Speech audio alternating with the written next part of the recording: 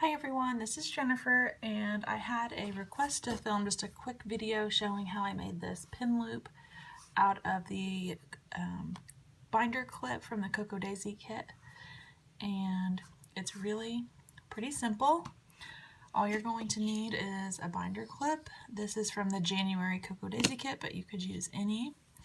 Some elastic. I actually cut down one of my old Erin Condren planner bands to use. Some E600 adhesive. I got mine at Walmart, but you can get it at any craft store. And some scissors.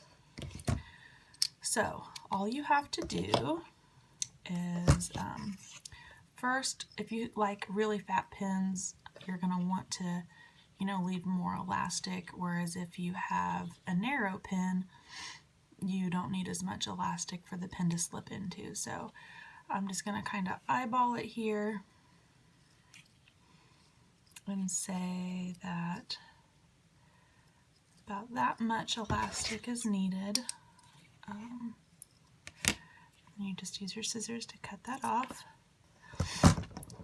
So you have a small piece of elastic, and then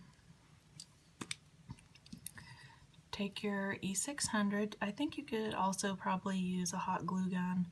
I kind of like to use this. I think it holds better than hot glue. And put that down. And then do the same thing on the other side.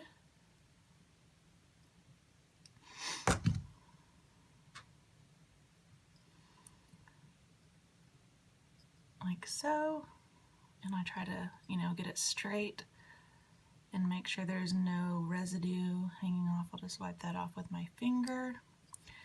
And then you will just let this dry overnight and you will be good to go. You'll have a pin loop.